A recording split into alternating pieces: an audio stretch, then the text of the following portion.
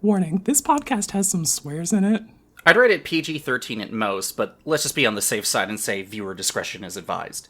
that is Bloodborne's curse, and it is. It's very disappointing. Bloodborne on PC would be godlike. Yeah, let me have it from soft. I've been extremely well paved this year. You're like, I did not like Dark Souls, but I'm willing to give you a chance. Oh, well, I like Armored Core is the thing. Oh, okay. So there's some level of that does, like, appeal to me. Like, I like a giant robot, but I also like the Eldritch Horror vibe of You're like, Bloodborne. I like Innistrad. Yes, and yeah, and that's it. That's the end. That's all that needs to be said. Yeah, it's literally just, I liked Eldritch Moon despite the whole situation with that creature type. Or at least my, like, general feelings about it. I don't know. I like Eldritch Moon, just like the environment and the vibe and all of that. Mm-hmm. And so Bloodborne is just like, it's that. Yeah, it is. Like it is literally just that. It's great. You go unlock.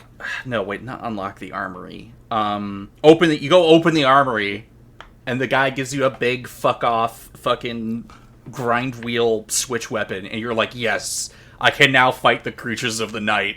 And then you go out in like the alleyways of London, and you fucking die. Bloodborne. I need that for me.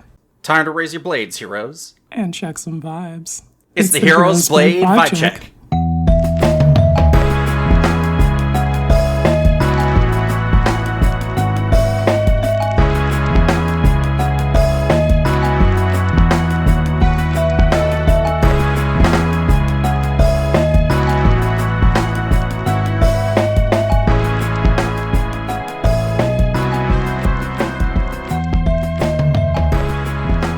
You are listening to the Magic the Gathering Discourse podcast, where Quinn and I talk about Magic the Gathering Discourse.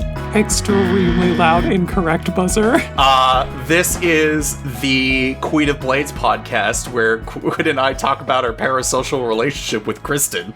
Extremely loud, incorrect buzzer. This is the Hero's Blade Vibe Check podcast. Thank you for joining once again. Lovely to have you all here listening, and I also have Quinn here. What's up, Quinn? Yeah, what the fuck is up, gamers? Hey. Had to have a bit of fun in the opening. Always. Okay, so it's time for some opening stuff. It's Pride Month, so we gotta talk about some stuff. Some people need a bit of help. Some stuff are arranging to give some help. And we're also here to celebrate some minor successes that we've had over the weekend.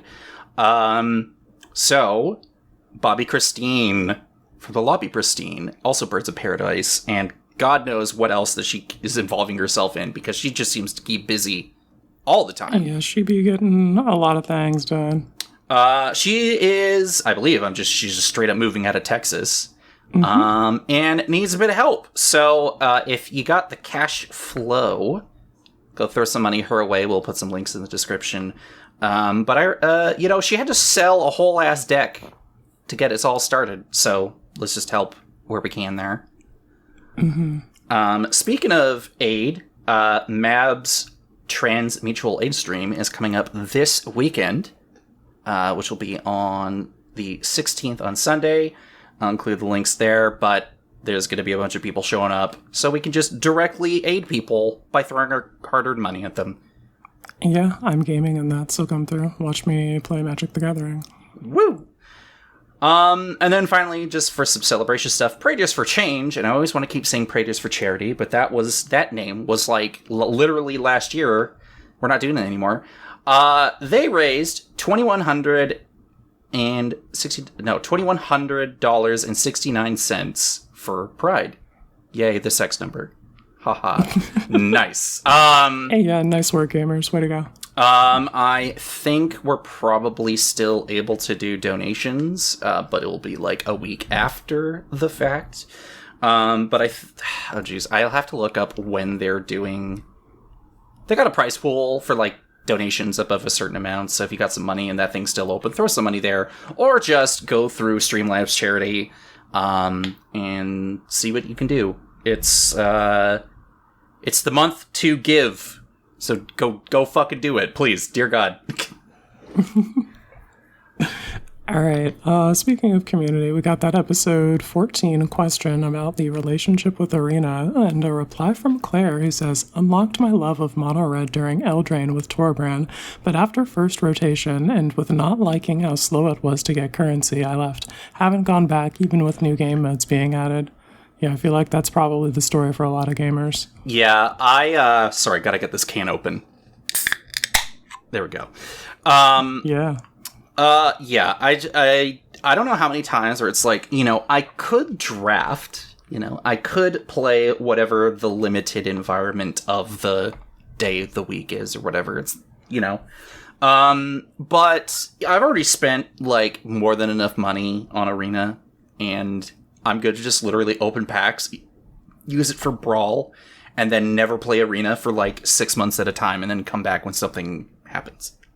Yeah, the heart wants what it wants, and what it wants is the occasional shot of Brawl, and that's about it.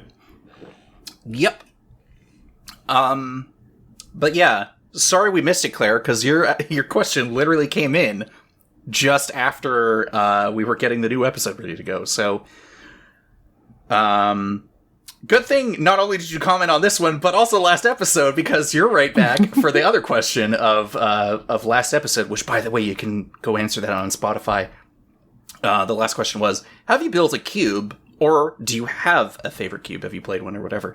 Claire immediately was like, I haven't played a lot of cube, but I adored my friend's Modern Horizons cube with a random sword of Dungeons & Dragons for fun. Nice themes, good card pool, which, I mean, it's Modern Horizons. Nice. And I really like Sword of Dungeons & Dragons. That's a really cool card. It's very fun. I actually had that in a deck for a while, and then I took it out for sweatier cards because of the metagame where I was playing it. But for the time that I had it in, it was one of my faves. Protection from clerics and rogues, I believe? That actually does matter. It does matter, yeah. Especially right now, right after Thunder Junction, and everyone's just like, outlaws. Yeah, you've got a bunch of random rogues hanging around, and there's a bunch of people who you like don't expect to be clerics that are. Mm-hmm. Another reply from Lenny Woolley, who says they played Listener Alter's Legend of Zelda Breath of the Wild cube, and it was an incredible experience. Really cool design and full of proxy art from the game. Nice. I remember reading about that cube on Twitter and seeing some of the draft archetypes that we were putting together, and that was pretty neat. I think I missed out on seeing that, or maybe it just, I don't know, Twitter's all fucky. But sure is a website, huh? Anyway.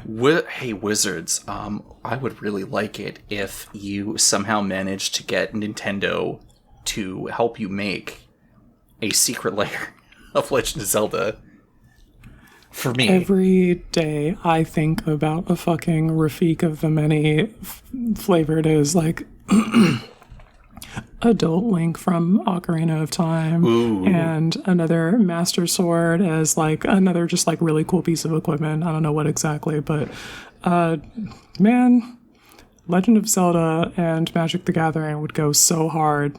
Yeah, I feel like there'd be a lot like, could you do a fierce deity Link with a black color identity in it? And it's probably like Ishin Two Heavens is one or something. Oh, that'd be sick as fuck. Okay. Yeah. Yeah, dude. Much to think about. Can I please have that Zelda Secret Lair, gamers? I would love it. Yeah, it's... Get Final Fantasy out of here. We want that Legend of Zelda shit. No, hang on. Now, hold on. I'm a Final Fantasy enjoyer. I would like some of these cards. I need the Lunar Whale on a card. Can you, like... Bruh. Time will tell. We still gotta wait till next year, I'm pretty sure. It's something like that. And then we've got Trenton, AK907, who says, we talked about my mono black cube, but I'm pretty excited to design my 4-person Jeskai spells deck utilizing Young Peasy and Tall Rand and friends. God, I love cube. I love that for you, dude. Jeskai spells deck sounds extremely my shit. I had a Jeskai Spells deck for a while before we got tired of the solitaire-ish play pattern. But it was beautiful for the time that it lasted. What about your free spells Jeskai deck? That's a different Jeskai Spells deck. It's more of a Jeskai TARDIS Voltron / Cascade Burn deck. Yeah. How about that Jeskai Dragons deck I got? I was tilted in the moment because you kept breaking my attempts to have cool things, but it isn't. It's a cool design. You can't have my cool things. I'm playing the cool things, Quinn. The answer to your answer to your clones and Atali problems, people, is to play bad Magic the Gathering cards. Listen, they're not all bad. They're dragons, okay? There's only so bad they could be. Well, no, I'm just saying in general, but for that deck, yeah, some of those dragons are kind of mid, but when they get together, oh boy, it's magic, baby. So we move on from Spotify and we move back over to Twitter because I had asked, or just, people were sending stuff to us because people are pretty great that way. Mm-hmm. Their Heroes Blade vibe checks, that they were either, hey, check this out, or hey, I wish this card passed it. So we'll start off with Lenny Woolley, saying how he's crying in the club, realizing how badly New Ajani fails the vibe check. What does this flip Ajani from Modern Horizons 3 do, Quinn? When Ajani Nakatl Pariah enters the battlefield, create a 2/1 white cat warrior creature token. Whenever one or more other cats you control die, you may exile Ajani, then return him to the battlefield transformed under his owner's control. Well, the things that he does is he makes a cat token and then gives you a sick planeswalker on the other side if you can figure out a way to meet the ask via combat or maybe a skull clamp if you're a sicko. I don't know, there's a lot of ways that you can accomplish that. But yeah, I don't think he wants to be seeing much combat. He's a 1/2, so like he gets... Well, hang on. Hold on. Yeah, hold on. No, he's a 2-drop, so he comes down pretty early. So if you've got the blade and you've got a Johnny, then you can get in there for combat damage and have a reasonable expectation that he's going to live through combat thanks to the buffs from the sword. So here's the thing, is that obviously it's like going from a 1/2 to a 4/4 is pretty good, right? My line of thinking here is that if a Johnny's your commander and you're trying to do this Boros cat typal deck, which, like, I guess you're probably gonna... I think most of the cats are in white. You can put it together. But you do have a 2 mana commander. Like, you're not immediately, like, I don't know, I guess you could play cat aristocrats, I don't know. I guess you could. But if a Johnny's the linchpin, you obviously want to flip him over to the Nakatl Avenger, where the +2 to put +1 counters on each cat you control, pretty huge. Yeah, I think if you're interested in getting to that Planeswalker primarily, I don't know if your priority is going to be the Hero's Blade, because I don't know how much use you're going to get out of it besides that, like, 1 or 2 swings with a Johnny. Can token copies of a Johnny flip into... I'm pretty sure because they changed how token copies do have a backside if there's a printed backside on the card.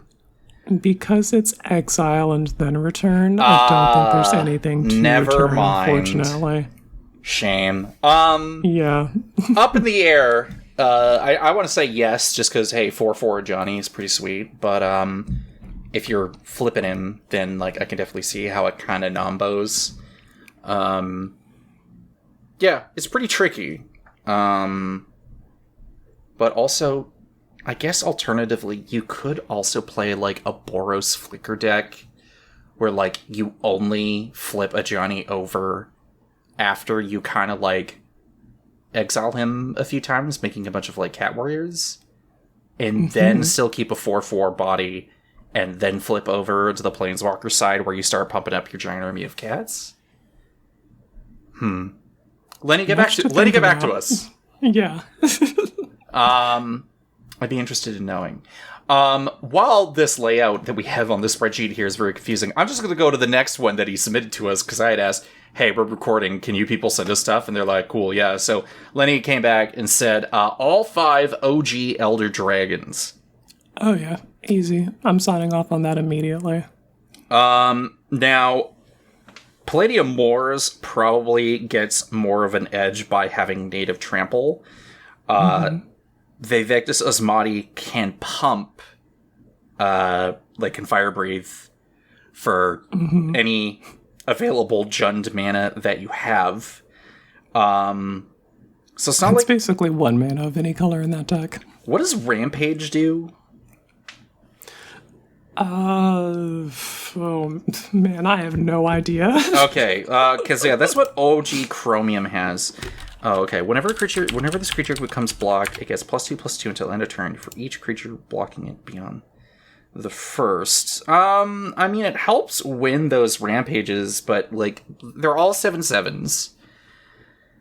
Yeah, I don't know. I mean, obviously, yes, and some beat out the other ones because they either have ways to natively increase their power or have evasion beyond just flying. So, yes, and then yes plus, and yes and. So, yeah. But, I guess if you're playing, I think I saw a tweet from Shiv and Butt earlier today? Or maybe yesterday. And they're playing, OG, Commander with... Oh, yeah, that, 93, 94 Commander with the original Elder Dragons. Yeah, that looks pretty wild. Can't play Heroes Blade in that, unfortunately. Definitely can't. I think you're not playing a whole lot, actually. That being said, Chromium the Mutable, when they made the new cycle, because you can convert Chromium into an evasive 1/1 in hexproof. That benefits from Heroes Blade for sure. We're going to get too much into a tangent, aka I'm going to get too much into a tangent if I keep looking at these things. Elder Dragon fangirling? A little bit. I've always looked at Chromium and never really knew what to do with it. I think it's just a control win condition. It's an uncounterable flying 7/7 that you can discard a card to make hard to interact with. And he's, by the time in the game that you're casting Chromium, you should have, set up card advantage engines and your board state in such a way that you have all of the cards in hand that you need, and pitching those cards is basically free. So once you slam Chromium, then it's just all right, 3 o'clock and you can't answer this, so are we good to move on here? Yeah. I don't know. It's going into the whole, I look at Esper and I'm like, nah, this ain't for me. There's not enough combat. I have to work real hard. You can make it about combat. It's just, I don't know if it's Chromium. Yeah. All right. Let's see what Nick had to say, Quinn. Nick at Plaidclad suggests Skoa Ember Mage definitely passes, easy 7 power, and you're jamming every Heat Shimmer effect for those ETBs with the 1% chance you'll somehow activate Grander. Give those clones the sword too. Yeah, I'm in. If you can find a way, especially to turn off the legendary rule with I think Mirror Box is the colorless way to do that. Yeah, I was gonna say Mirror There's Box another and older one I don't remember the name of. Mirror Hall. Gallery? Yeah, I was gonna say Mirror Hall, but it's probably Mirror Gallery. Yeah. Yeah, something like that. The fact that they actually managed to print a common rarity legendary creature while also giving it grandeurs probably makes it really great in limited play. If you're able, I think that's extremely cool. The other thing too is the fact that on ETB or on the discard, as well as the sacrifice of mounts, dealing 4 damage to any target. I'm sorry, I didn't realize we're gonna what Kavu is it? Flametongue Kavu. Yeah, let's let's do that, but like actually be able to damage anything. So like planeswalker people's face. Like, yeah, it's great. All those old school red mages who are like, man, I wish Flame Tongue Kavu was my commander. That being said, I actually might put Skoa in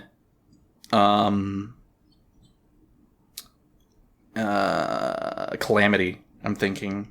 4 damage. Yeah, I think that's a fine card for the Shadow Clone Jutsu decks. I would play that in mine if I didn't already have just a bunch of chonky, expensive spells that enter the battlefield and make people take damage. There's already a lot Dragon, of them, but... my beloved. Oh, Red Dragon. I love that thing so much. It's so cool. All right. So Trenton's back saying, sell me on the blade in Valduke. JK, I sold myself, but as always, I want to be validated. Yeah, dude. followed by Nick, aka G3, from MTG Lexicon, which I'll be talking about him later. But he said, I was about to link you in my Valduke list as a joke, but now I'm realizing that I didn't include it on the list, even though I thought I did. Back to my collection to look for a copy. Oh yeah, dude, absolutely. That's a free 3/3 or 3/1 element. I don't know what the buff on those guys is, but it's a free body and it's a buff on your dude who you already want to be equipping. Slam dunk in that deck. Make it happen. Yeah, I mean, look, you're putting the Hero's Blade on 2 and then you do I don't know if it's Valduck or Duke. I don't know. Oh no, dude, it's all made up. Say it however you feel is right in your heart. But yeah, you're already off to the races with that, and it's just gonna be a good time. Yeah, 3/1 elemental tokens with trample and haste, and he's a 3/2, so he's just 6 plus whatever the toughness buff is. Hell yes, dude. Good start. And we're also in the realm of we're now getting all those whenever X equipment enters the battlefield, automatically equip it. So that deck's idea was always neat. I've known a few people that have made it, and it's you better be putting your fucking Hero's Blade in there, goddammit. You're missing out if you don't. It's a circus of value. All right, and Benoit the Benoit, the original character, Do Not Steal, extremely funny, is here to ask us, did y'all cover Arna last episode? I can't remember, which I don't think we did. I don't think so. I don't remember reading Arna Kennerud, Sky Captain, 2 and Esper, legendary creature, human knight, is a 4/4 with flying and lifelink, and war, discard a card. Holy shit, dude. Yeah, this thing's super fucking pushed. What the fuck? Whenever a modified creature you control attacks, double the number of each kind of counter on it. Then for each non-token permanent attached to it, create a token that's a copy of that permanent attached to that creature. Yeah, okay. So you get 2 Hero's Blades, and then they free equip, and they free you just equip. Play a removal and knives, baby. You stay alive long enough to play your Arna, and then you equip all of that stuff. You double it, and you start one-shotting people, probably. Okay, maybe this is the Esper deck. Yeah, do you crave violence? Oh, more than anything. I think this might have a chance at satisfying that. Yeah, but that will be for future me to think about, because Modern Horizons 3 was pretty full of quite a few different things, which we'll now be going into our vibe checks for that. And then also another Modern Legal set that was immediately previewed. So, starting off with me, vibe check. Genku Future Shaper passes the vibe check. Now let me explain.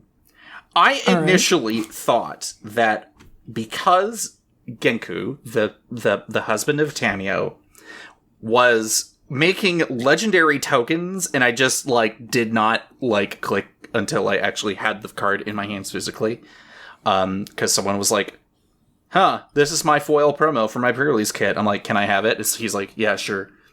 So Genku Future Shaper is 1 white and a blue for 2/5 Moonfolk Wizard that says whenever another non-token permanent you control leaves the battlefield, choose one that hasn't been chosen this turn, create a creature token with those characteristics, of which the 2/2 white fox with vigilance, a 1/2 blue move folk with flying, and a 1/1 black rat with lifelink.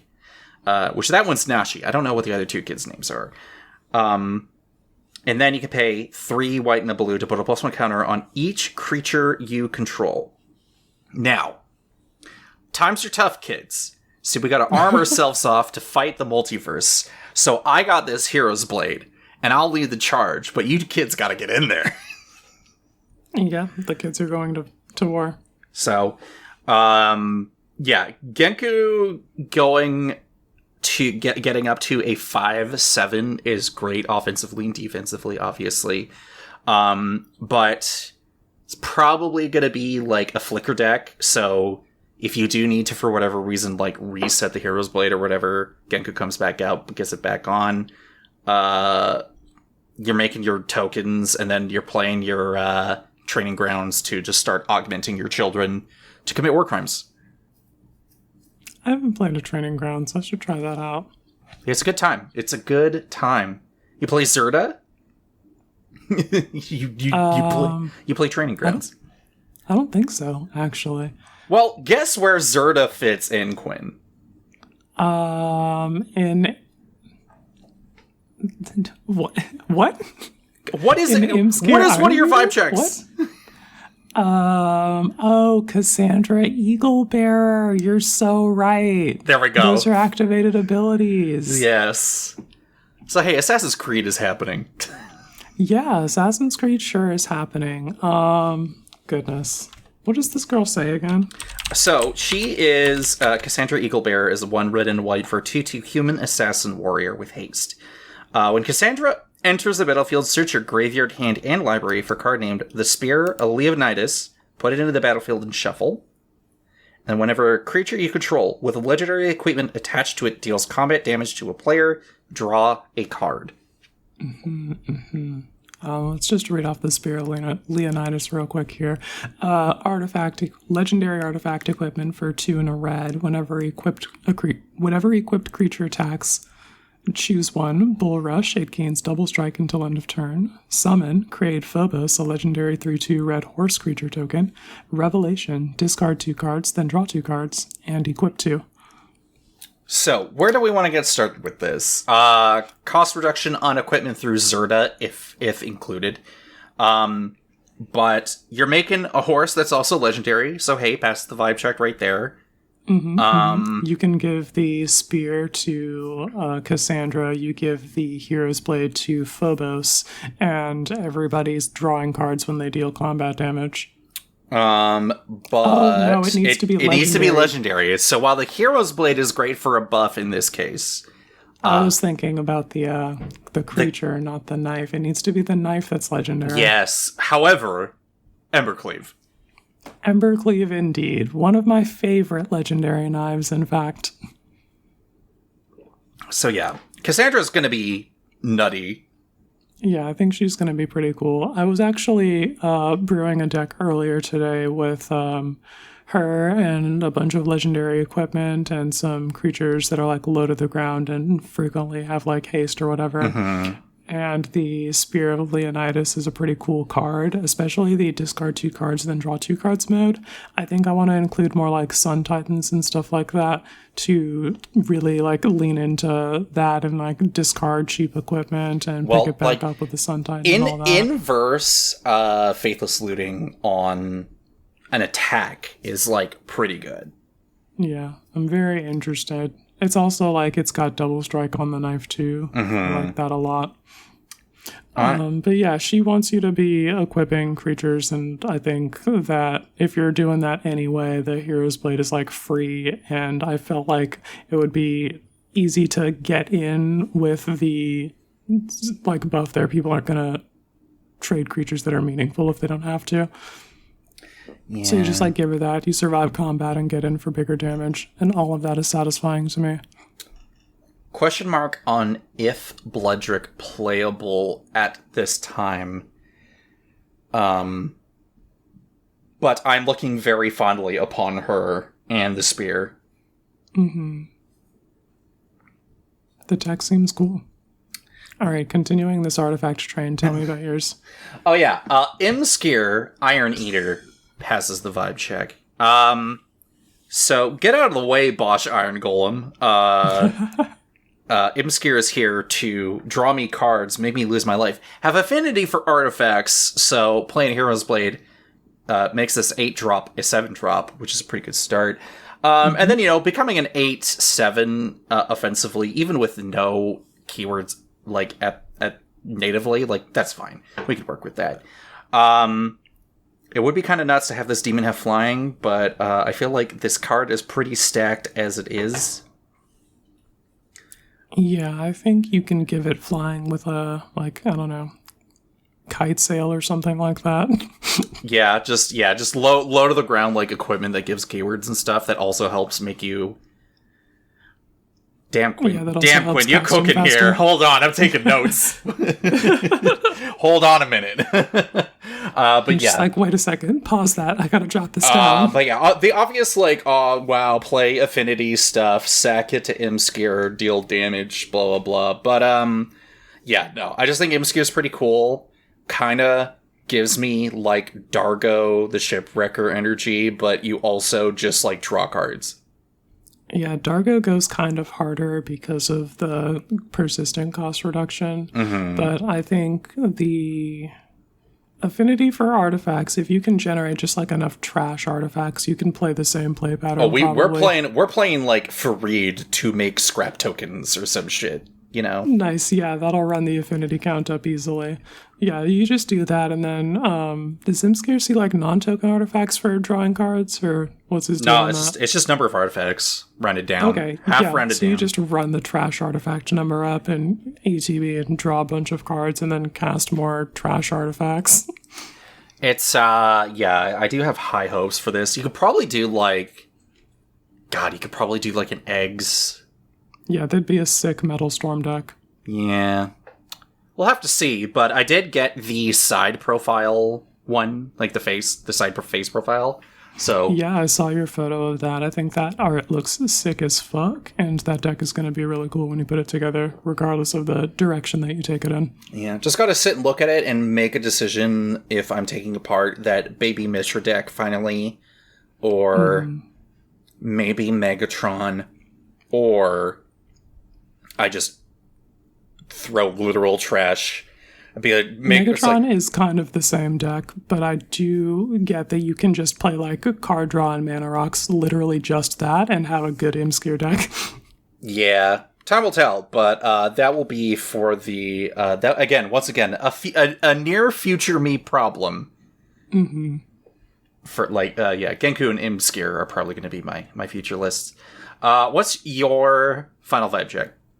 My final vibe check is going to be Omo, Queen of Vesuva, who passes the vibe check. She's the face commander from the blue-green tricky terrain Modern Horizons commander precon, and she's a 1/5 for 2 and a hybrid Simic who, when she enters the battlefield and attacks, and /or attacks, you can put an everything counter on up to 1 creature and up to 1 land, and creatures with everything counters are all creature types, and lands with everything counters on them are all non-basic land types, or all land types. Let me actually read the card. I'm doing all of this from memory. Each land type with an everything counter on it is every land type in addition to its other types. Every non-land creature is everything counter on it is every creature type.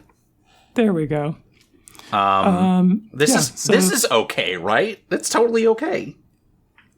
Actually, yeah, because if you blow her up, then the everything counters don't do anything. Really? People never think to blow her up, though. I guess it's because we're spending too much time resolving other threats, like Apex Devastator and Avenger of Zendikar, who are also in the deck. Oh, there's also an Uro Titan of Nature's Wrath in the precon. But the focus of this is Omo, Queen of Vesuva, she's on her Titan shit, so every time she TBs her attacks, we're trying to get these everything counters on anything possible. So if she's going to combat, we might as well make it worthwhile.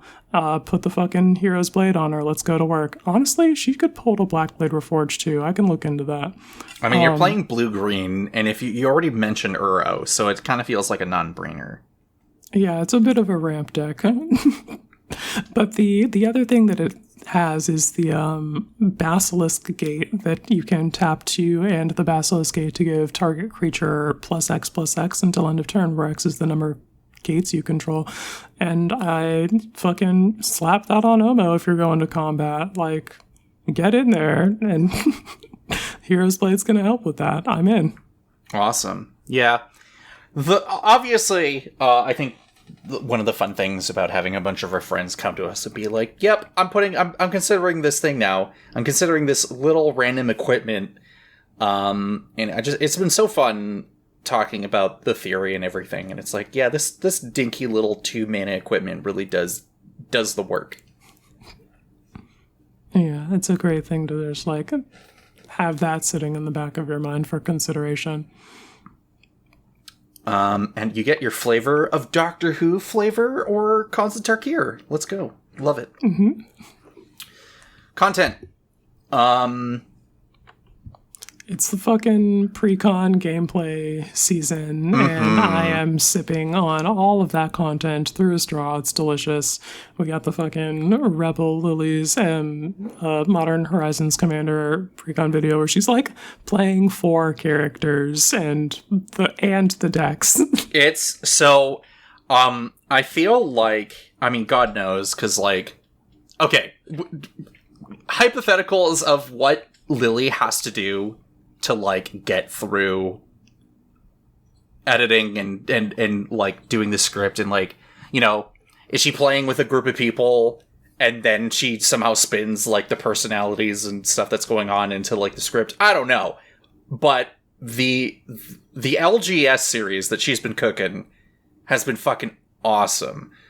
Incredible, truly. I was fucking dying going back through the episode, because I think I watched it live the first time, and then I went back the second time, but the way that ended was so funny. I loved it so much. Big inspiration for you. I'm sure. Actually, we were extremely into thinking about Pyrogoyf after that. And speaking of goifs and junning people out, another Kristen shout out. She's made a pre-con upgrade article over in Card Kingdom, while also putting out another article about the mistakes people make while playing Voltron. Yeah, I read the Voltron article. That was a... Ow! Sprout! Jesus! Sorry, cat's biting me. Good? She loves biting me when she wants something, but she can't have it yet because she already ate. That's a later me problem as well. Lamau. One anyway, of the yeah, things, that's a good time. She brings up a lot. One of the things that I find very funny about the Voltron issue is that now we are slowly getting more and more methods of targeted phasing out. That if we want to keep our commander or our Voltron creature going, if they're targeted or a board weight happens or whatever, we can just start phasing them out instead of just doing a complete reset. So I think it's Slip Out the Back is the one in blue where you can you target something, it gets a +1 counter on it, and then it phases out. Yeah. And then, hey, wow, Assassin's Creed, you're so cool. Haystack. Haystack. 1 and a white for an artifact where you pay 2 and tap it, and target creature you control phases out. Yep. So that's one, incredibly flavorful. That's hilarious. But the other thing, too, of course, is that if we want to find ways of just protecting your main thing, outside of giving it protection and hexproof and indestructible and all this other stuff, just literally just phasing it out and waiting until it gets back to your turn is pretty good, while everyone's probably like lying in wait with all their removal when it comes back. Play more Voltron. You just had to have a bigger tinfoil hat, basically. And just always have that protection spell on you. Like your Texas-sized one. Yeah, like my Felix 5 Boots deck with the tinfoil hat the size of Texas. Fantastic. But yeah, pre-con season and everything. I don't know. Content's good. Content's good lately. Go watch content. Go listen to content. It's a good time. Yeah, dude, Magic is good right now. I was listening to podcasts at work, and one episode ended on one thing, and I was like, okay, what's next? And the Legendary Creature podcast rolls up. I'm like, oh, they got a new episode out. Oh, awesome. I'll just sit back and listen to that. Always a good time with those two. But yeah. I'm about to finish my, like, a fourth listen through of that. I don't know how you do that. That's way beyond me. I already listened to a bunch of, like, 4-hour-long podcasts. I couldn't imagine going back through all that again. Well, it's been long enough that, like, you forget what they said on the previous episode, so it's just like, oh. No, again. that's, you have to have consistency so that people can make quotes about what you say on the episode. Like how I say like, or listen, no, how I say listen like 20 times before like an episode properly starts. Listen. All right. Listen. Games and brews and decks and stuff. What's going on with you? So it's been... Sorry, just fighting off the reflex to do the song after that. Anyway, I had some opportunities to play Trash Magic, like high power casual lately. Is that a frickin' Howling Saltmine shout out? Yeah, it's a Howling Saltmine reference, but I guess was mostly experiencing that through the Alan mental display was gaming on that stream. It was just like, yeah, we're gonna play some Trash Magic, and I was like, yes, Trash Magic. I've heard of this. I have decks for this metagame. So I've got Yuzri, Fortune's Flame, and Vecna's deck that I actually like stole from Alan and then modified a bit for me. Mm-hmm. It's my Vecna Cultist RP, Vecna Token, Adna's Voltron deck. And all of that works in that metagame. This particular tale is about Yuzri.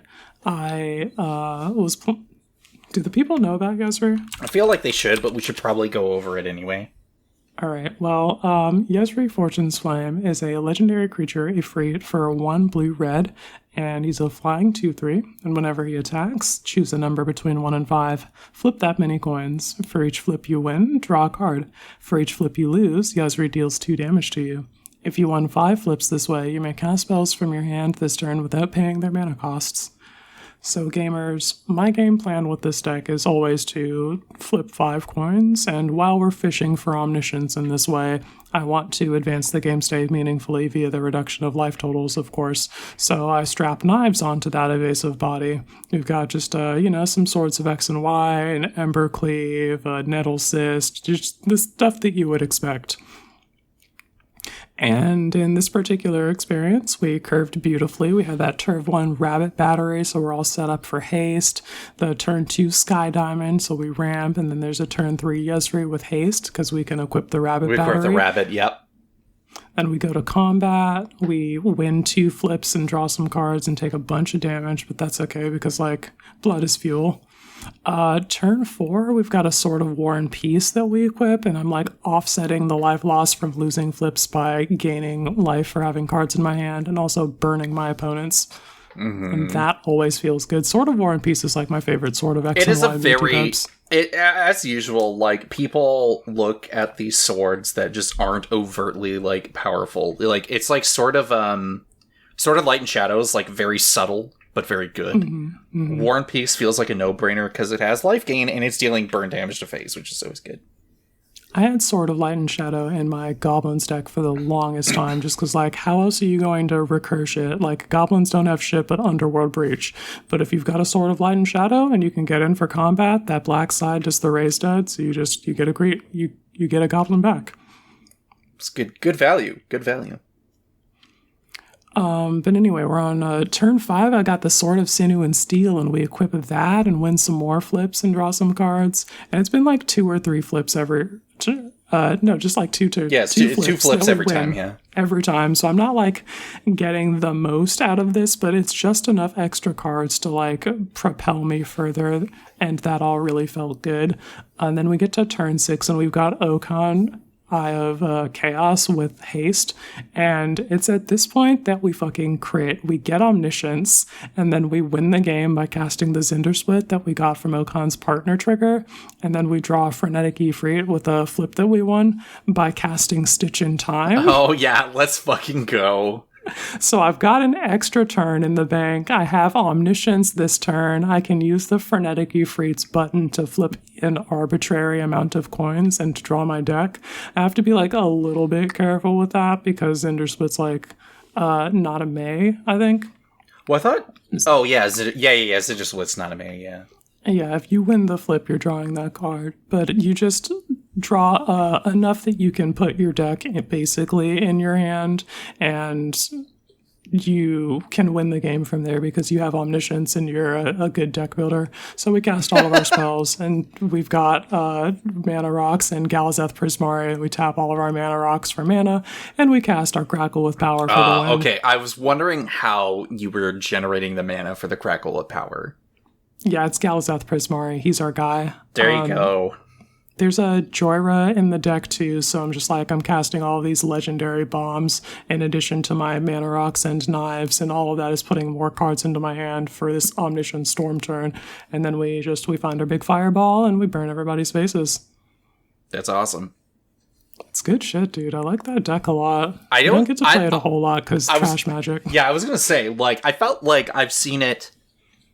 It felt like forever ago. I probably feel like I saw it last year. Every once in a while I played it on Lexicon because I didn't realize it was like trash magic yet.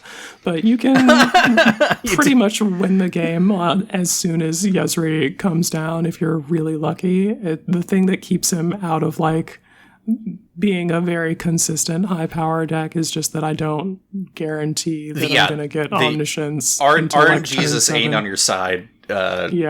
Most cases, unless you start like affecting probability, you know.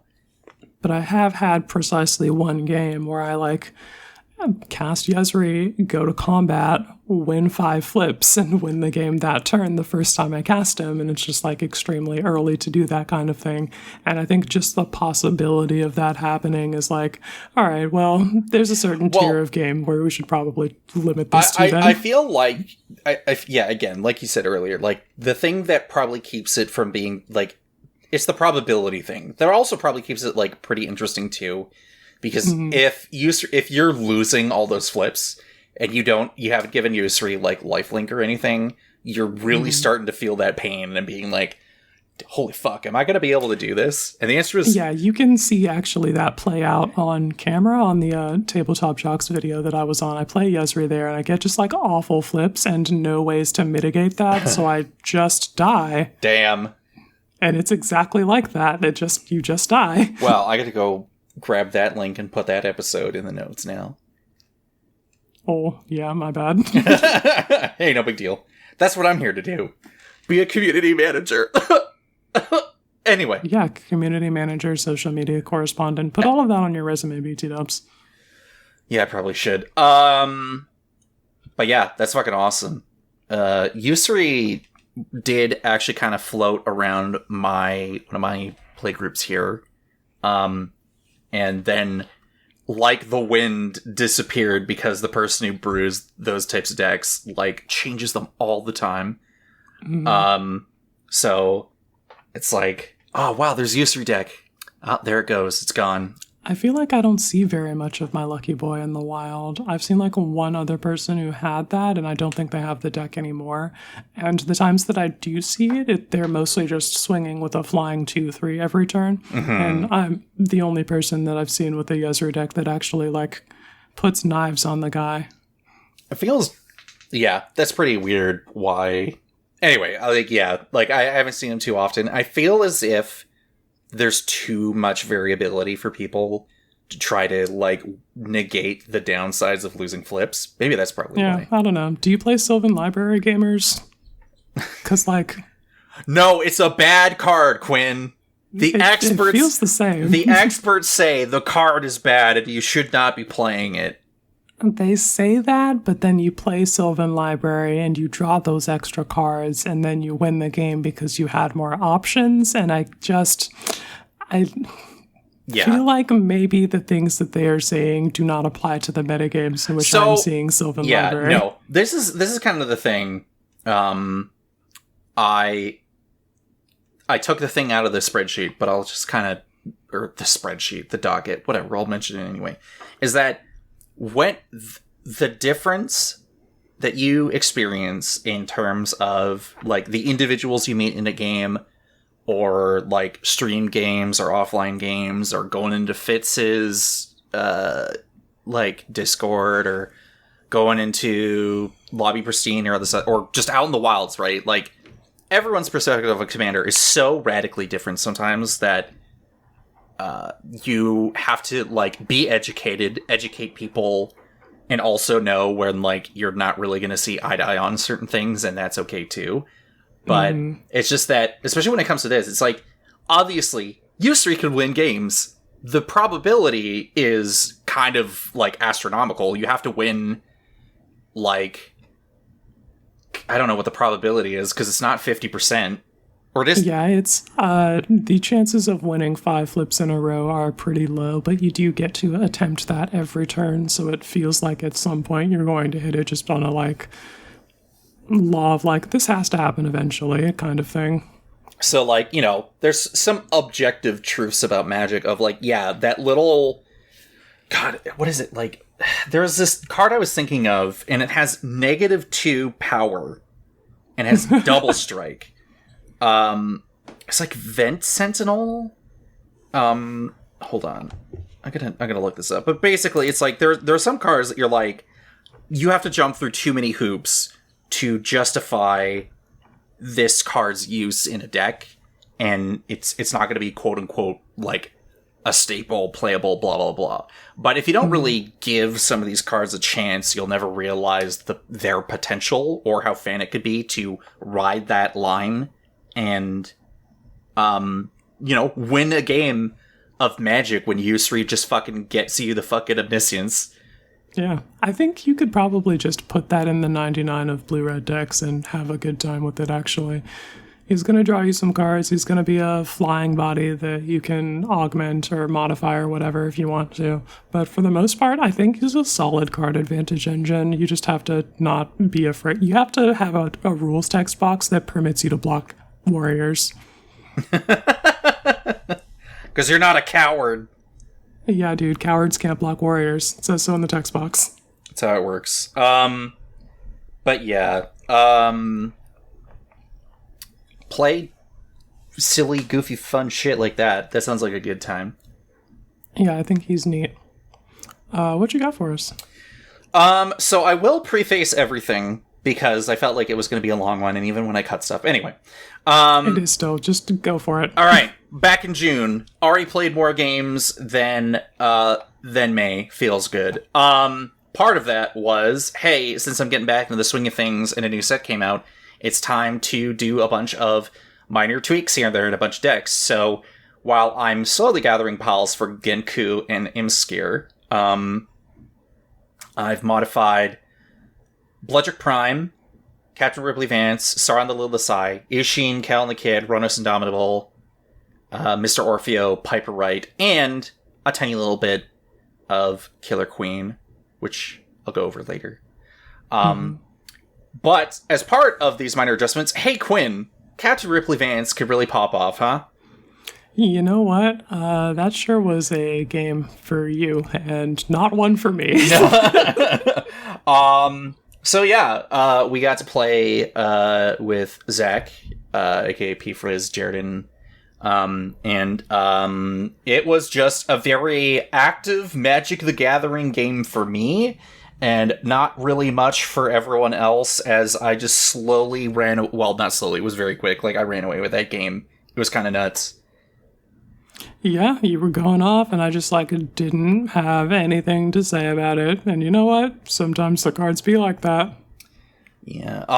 But yeah, Vance is, like, one of those other decks that I have, like, in that blue color category on my spreadsheet that I'm still shocked that I'm still doing. But there's been so many cool spells that have been printed in the last few years that I can just start adding them slowly over time. Also, getting assistance from other people. P-Frizz.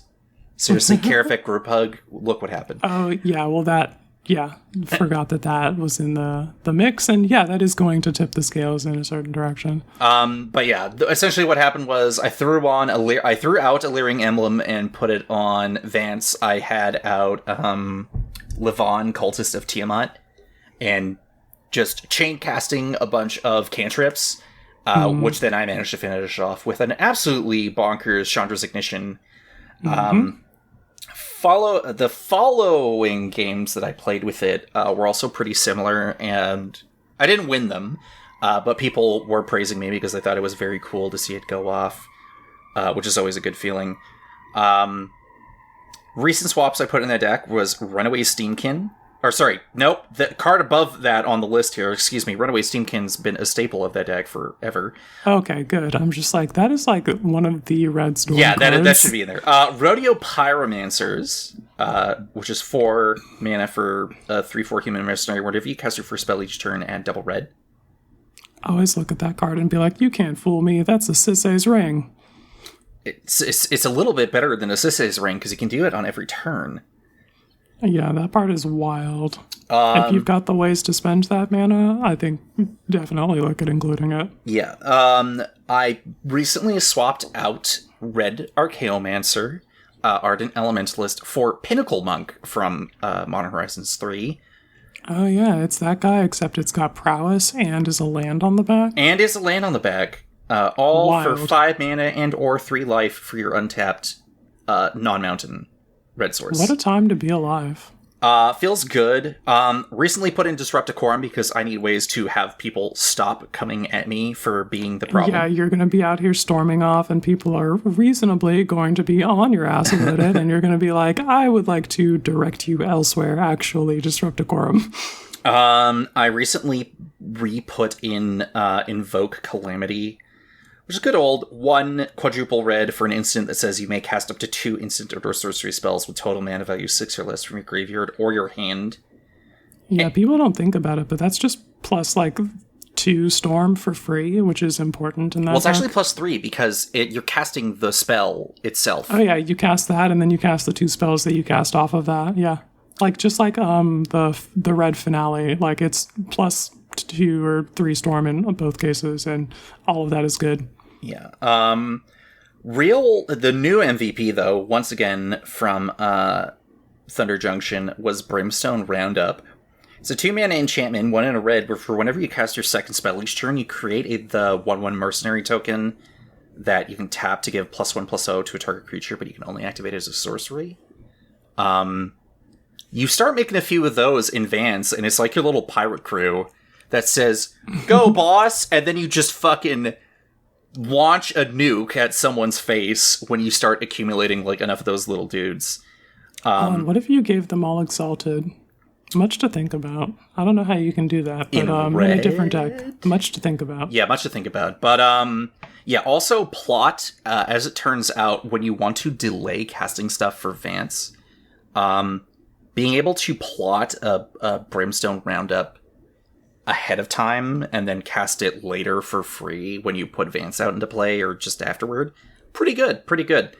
And as usual, we're trying to find more ways to keep the liquid from the chalice flowing in a mono red deck. Mm-hmm. So I put in Tavern Brawler. Yes. Which also happens to coincidentally boosts Vance's power. So that felt like a no-brainer. It happens to synergize together pretty well. And I managed to put in Wild Wasteland from the Fallout set. That card is... I think about it a lot. One of the big things that I found was that... Because I used to have... God, what was the siege in red? Frontier? Outpost Siege? Outpost. Yeah, Outpost Siege. So I had the higher mana ones, but they're obviously like Vance's Blasting Cannon stat, but like you come into the issue is it's 1 mana too high, or you're not allowed to play lands off of it if it's like the Vance's Blasting Cannons, which like, you know, I like the flavor, but the fact that I can't play lands off of Vance's Blasting Cannons is it kills me because I'm always ripping lands off of that, and I'm just like, if you're gonna be an impulse draw card, you need to be able to like show me my land and let me hit that. Yeah.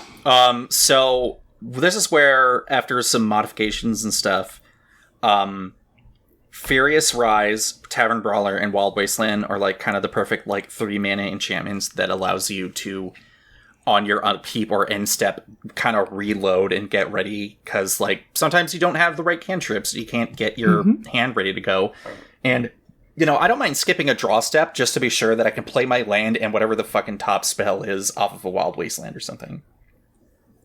I was just thinking about including a Wild Wasteland and a Tavern Brawler in my Goblin's Burn deck with Pashalik Mons. Ooh. I think both of those, like the deck really just needs to be able to see more goblins. Yeah. And just any kind of level of card exposure I should be taking. I think I can cut the like Strionic Resonator and Lithoformention and just play card draw. Well, yeah. So like that was the thing I actually kind of wanted to bring up, and it does kind of bleed into the Audric Blood Curse hashtag Bloodrick posting. Hashtag Bloodrick posting. Peer, peer, peer.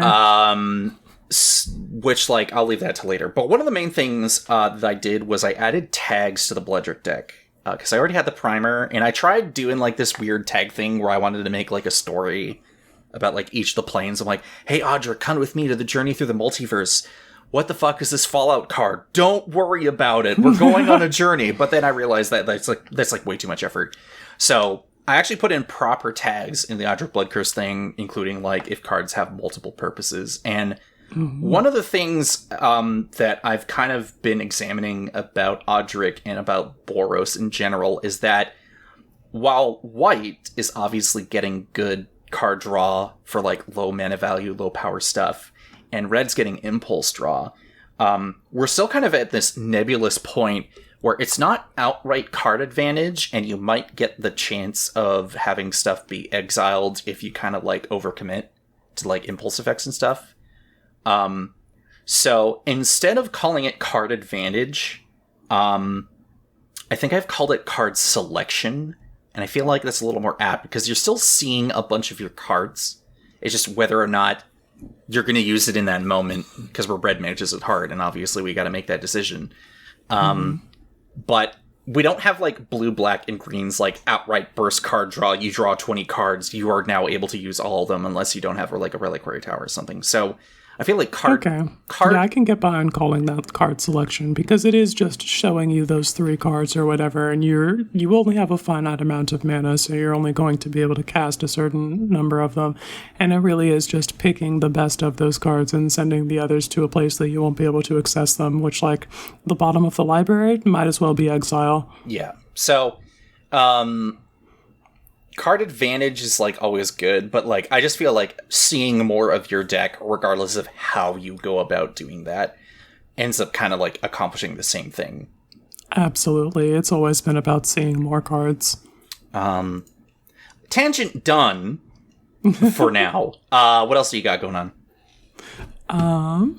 Let's take a look here. Yes, it's Modern Horizons 3 Precon season, so I've been playing a bunch of those. I played the Tricky Terrain Precon, and this one I actually had to, like, come at from a couple of different angles before I really appreciated it. I played it once and didn't cast the commander, didn't get the point of the deck, didn't really take any meaningful game actions. Like, I mean, I did cast a Mirage Mirror that got answered, and then a Mana Reflections, which had to get answered or they lose the game or whatever. So, like, I understand that. And then we cast an Apex Devastator late game, and then immediately died after that because everything came in tapped because of somebody else's Thalia. And Tragic. then I played an Apex Devastator, so obviously I have to die. That's just how it works. Yeah, then I died. So I was just like, I don't know if this deck is for me. But then I watched some gameplay videos, like we talked about above, and I got a better idea of what that deck wants to be doing and the whole, like, game plan in general. And it's just like, you got to be putting those counters on everything because it's the only way to do anything. And so we played that again, 2 other games actually, made sure we cast the commanders, one of the, like, first things that we did, and we had a much better experience. We see the vision now, we appreciate it. I have a link to a tweet that I posted where I tweeted about the commander of the deck, and then how I only had like one real gate, one real locus, one real desert, and all of these payoffs for these cards that are just like tapping for 7 or making a bunch of dudes for numbers that are not in line with the actual number of like lands of that type that you can see. And it's just because these everything counters are basically like they've hacked all of my lands and given them all these land types. Mm-hmm. And that lets you do extremely cool and clever things. So if you're the kind of mage who likes to like flip knobs and turn dials and that kind of thing, and like wants to like, I've built a very cool system and haha, I'm so clever, this deck will make you feel like that. I feel like, especially this fucking card, Desert Warfare. Let's pull that up. We're doing it live. Yeah. It's an enchantment for 3 and a green. Whenever you sacrifice a desert and whenever a desert card is put into your graveyard from your hand or library, put that card onto the battlefield under your control at the beginning of your next end step. And at the beginning of combat on your turn, if you control 5 or more deserts, create that many 1/1 red, green, and white Sand Warrior creature tokens. They gain haste. So if you have Desert Warfare and like Dune Chanter, that guy who hacks all of your lands and makes them deserts, you can like sacrifice a fetch land, go find a land from your library, put that onto the battlefield, and then at your end step, put that fetch land onto the battlefield tapped under your control. That is fucked. You can cycle your deserts. And then they'll go onto the battlefield, and if you've put the minimum counters, 5. Oh yeah, that's right. Then everything's a desert, so you get to do these things, and this ends up being like an actual win condition for the deck, I found, so much so that when I played the second game with this deck, I had an opportunity to copy some spells, and one of the things that I copied was a Desert Warfare, and the other one was an Ulvenwald Hydra. So we are finding the best lands in my deck, and we are increasing the number of bodies that I can make, and all of that's going to go a long way towards me closing the game out. And it was, because you get like 10 hasty dudes, and if you turn enough dudes sideways at people, they're going to have to answer that or die. The Hanazon decks, whether it be the OG or the Shaper of Sand or both, gets more powerful arbitrarily by the day. Yeah, I think this card in those decks is going to go extremely ham. It feels like a well-earned, like a win condition in this deck because I have to put a bunch of work in to make it work. But if you're just playing deserts normally, this goes so fucking hard. You can't let an actual deserts deck resolve this. You can't let me resolve it either, for that matter, but you especially can't let them have it. Obviously, lands decks and like landfall decks can be very powerful if left unchecked. But now, with the deserts that enter and deal damage, it feels even more dangerous. Especially if you are playing that rando, like, landfall / sacrifice your lands, bring them all back. You can start really adding up that damage that you're dealing to people just on top of, you're like, oh, I can't attack you directly. How about I burn you to death with the power of sand? You're like, yeah, that's kind of fucked up. But yeah, like, the amount of hoops, like you have to bend over backwards a little bit to get this whole engine going. But it is very cool that it is. It's cool that it's easier to do now more than ever. Yeah, I like what they've done with the archetype. They made Simic lands appealing to mages who need to feel clever, and I am one of those mages. So shout out to them for appealing to me specifically. Thinking about getting this one in paper. Ooh, very nice. What you got for us? I was gonna say, what about the Goyf deck? We'll get there. All right. So we'll save the Bloodrick posing for later. Did you know that when you cast a Phyrexian Metamorph as a copy of the One Ring, it counts as the cast trigger? Because you cast the Metamorph. Cool. All right. But yeah, Did that in a... It's just one of those things that's like, oh, huh, that does work like that, doesn't it? That do I don't know why it indeed. wouldn't. But it was a 3-player game. I was out with some friends that I've met through Benoit in downtown Vancouver. It's a good time. Nice. And we that particular game, I was playing Piper Wright, and it was against a Quinn deck. Ooh. And anti-Blythe. Blythe? I don't know. Blight. So obviously the blue deck's got to do what blue do and get rid of the red deck, because holy fuck, we were in trouble. The other unfortunate thing for the anti-Blight player was that he just wasn't hitting his land drops, which was pretty unfortunate. But after everything was said and done, it was the 1v1 against me and the Quinn deck, and Quinn has been obviously super generous for me, so I've been seeing way more of my deck than usual. And then, with a Psychosis Crawler out, James the Quinn player was like, I cast the One Ring. I'm like, you motherfucker.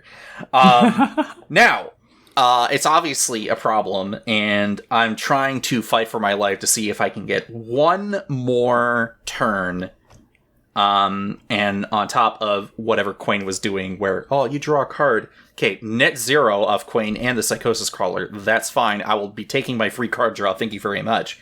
I draw into the good old OG Phyrexian Metamorph, which, beautiful card.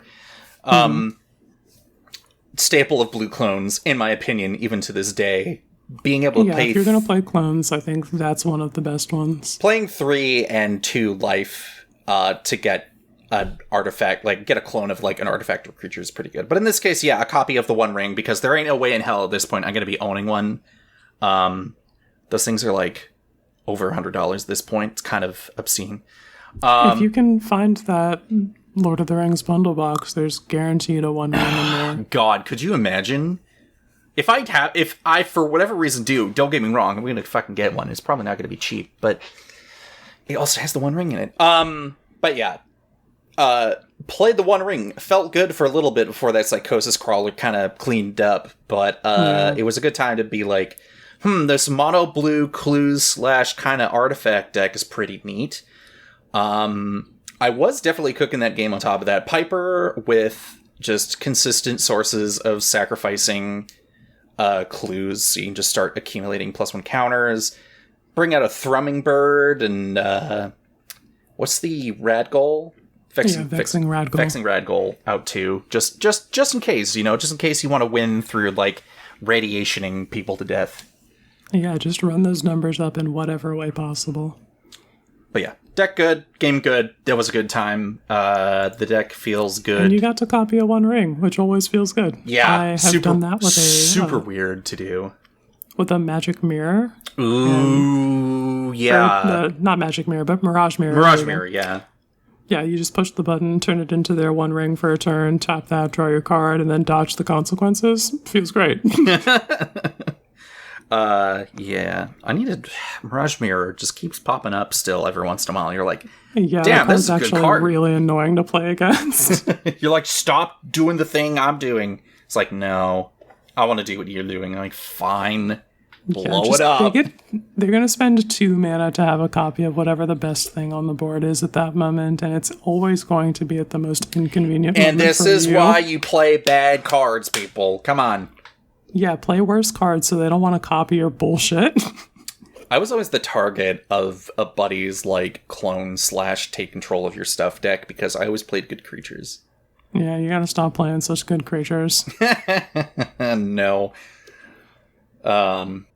Yeah, because then you end up in the problem of you've drawn all of these cards and none of these cards do anything. Just like, oh no. Yeah.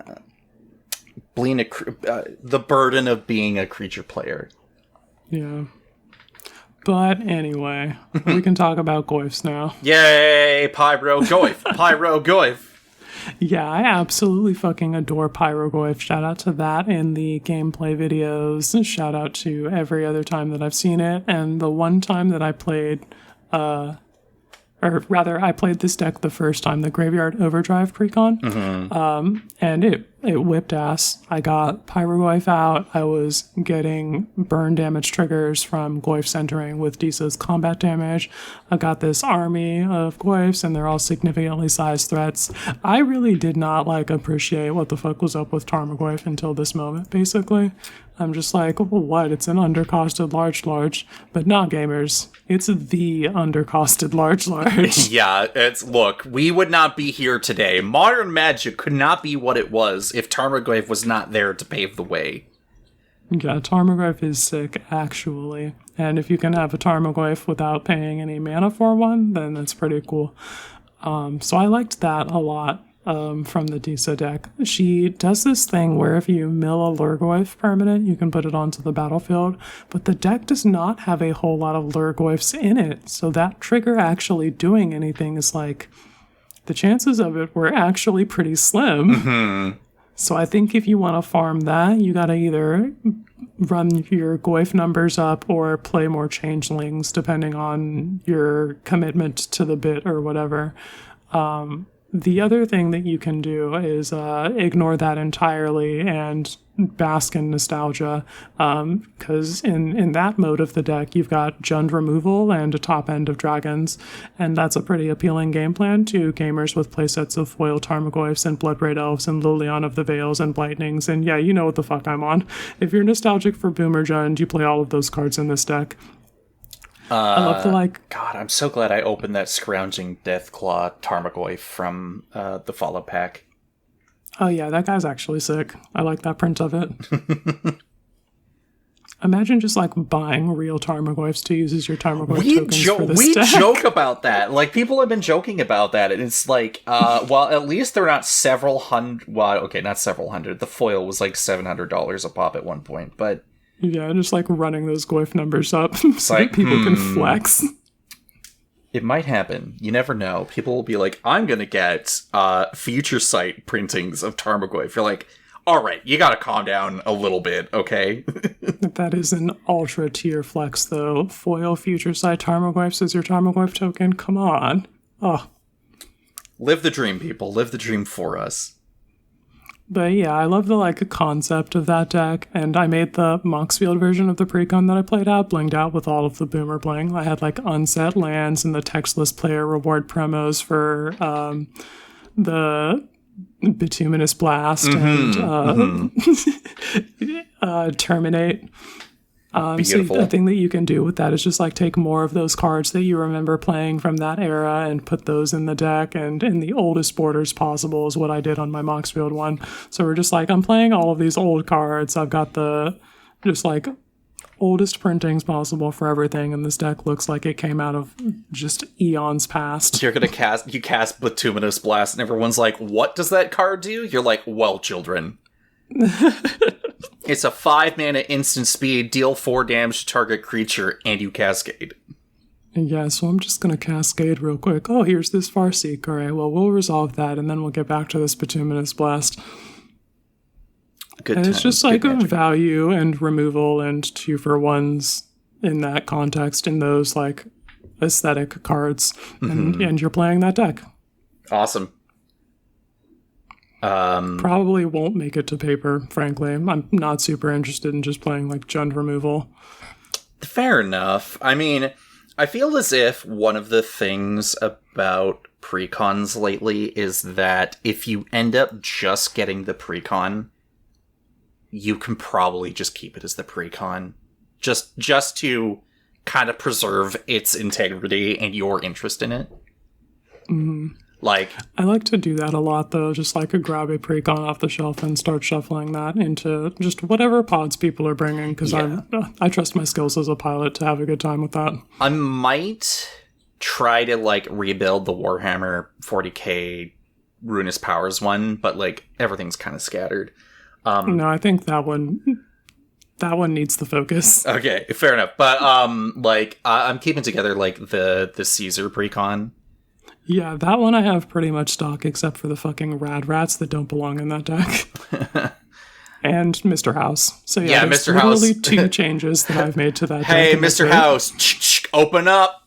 You're not supposed to be here. No, wait, don't do this to me. Nope, you gotta go. We gotta take you out back. We're done here. It's over. Get him on out of here. Cool card, though. Very cool card. I guess it's me again. Yeah, you're up. What you got? All right. So, hashtag Bludger posting time. Hell yeah. Let's get into it. It's been a while. It's been a while. It's been a while. I'm not going to put the clip in. That's the Howling Salt Mines thing. I can't do that. It's been a while.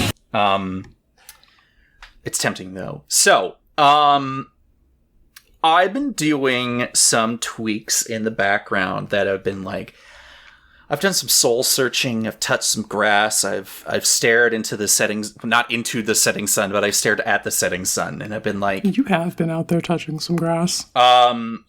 Trying to figure out what's the next thing, you know, like what's the next phase of Bloodrick Prime, because, you know, I made the backlog version, and admittedly, like, as part of the quote-unquote responsibility break of May, I didn't really get a chance to play much Magic, and I don't even think I touched either of the decks, so I was like, okay, what's next?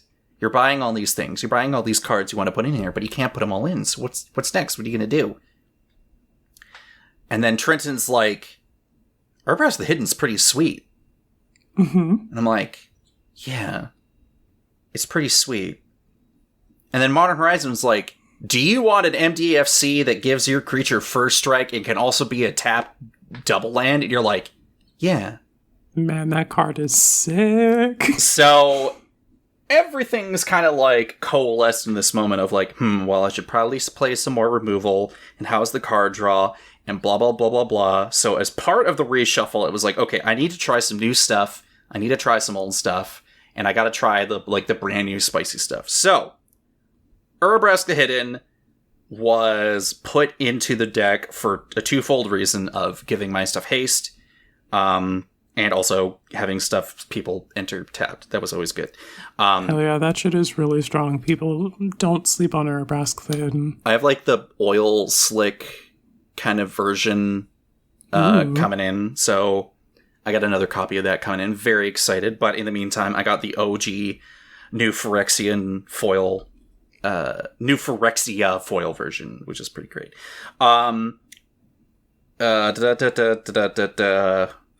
put in Structural Assault into the deck because I found that, as funny as it is, Don't Move does not really do exactly what I want it to do. And the other thing is that as I put in another few ways to protect my stuff from red damage effects, or just, cast up Boros Charm into a Structural Assault, sometimes people just need to have their artifacts be getting rid of, and then I just deal damage to all creatures equals to the number of artifacts that were put in the graveyard this turn. Including people being like, no, I gotta sacrifice my treasures ahead of time. Okay, count towards that, towards the total. Thank you very much. Mm-hmm.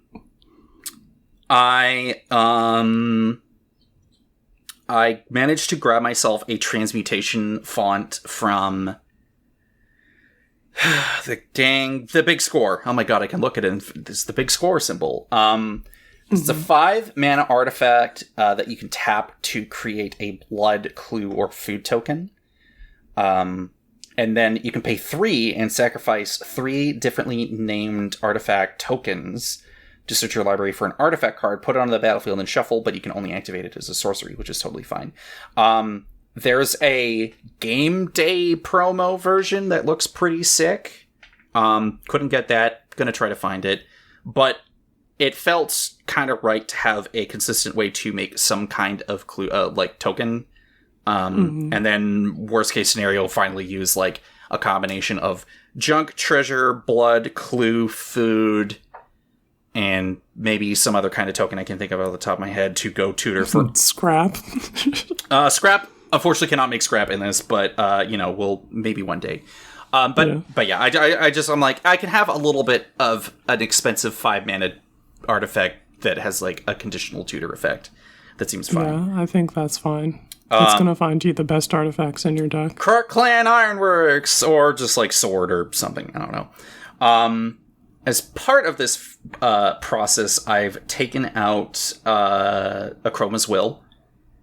And I put in Yeah. Great Train Heist as a sort of equivalent to that. I took out For the Emperor at one point and re-put back in Angel Fire Ignition, because as it turns out, Angel Fire Ignition is kind of fucking sweet. Yeah. That card does shred. I put back in... Excuse me as I'm scrolling through my now somewhat arranged list here. To kind of go along with the Croc Clan Ironworks, I put back in Inspiring Statuary, because I need some ways of converting all this excess artifacts into some sort of mana advantage, and Inspiring Statuary continues to overperform in an incredibly ridiculous way. Yeah, that card's real strong.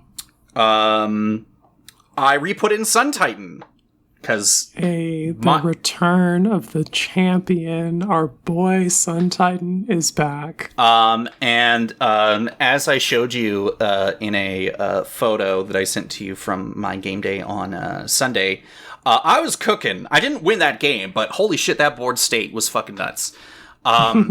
I started the game off with a Reckless Lackey, a 1-drop from Thunder Junction that has First Strike and Haste, and you can eventually sacrifice it for 3 for a card and a treasure token. I followed it up with a Sword of the Animist, and I initially wasn't... I think I got to 3 lands, and I was like, this is not getting good. Thankfully, the Reckless Lackey with the Sword of the Animist got me started, to which then I followed it up with a Sword of Hearth and Home, and then I really didn't have to worry about mana for the rest of the game. Then I reached the point where, despite the fact that my spot removal for anything that wasn't a creature was pretty rough, your boy Broadside Bombarders was there to help sacrifice my Sword of the Animist in combat, and then later I would bring it back by casting Sun Titan post-combat, and then start being like, all right, so I got the attack trigger, I will now sacrifice it to deal 4 damage to XYZ whatever target, and then bring it back with Sun Titan, and it was a good time to just start turning this stuff sideways, and I'm like, I already have the lands, at this point I just need to start dealing damage, and unfortunately, despite the amount of blood tokens that I was making, I was drawing a bunch of lands and nothing else, and I was even using treasure tokens on a professional Facebreaker to impulse off the top. Still, nothing. And it was like, damn, what the fuck? But that's also like the draw. That's just kind of how it works. But Sun Titan felt good to bring back. Have not seen... I had a discard or pitch Ascend from Avernus. Didn't get a chance to really utilize it super well. And I haven't seen my Galadriel's Dismissal yet, which I have high hopes for. I think that card has potential to be really strong. The times that I've played it, though, have been in a Cascade deck, and not at the times that I wanted to. That you wanted to? It. Yeah. No, when you have control over when you get to cast it is definitely major. Yeah, I'm going to try it again in another deck.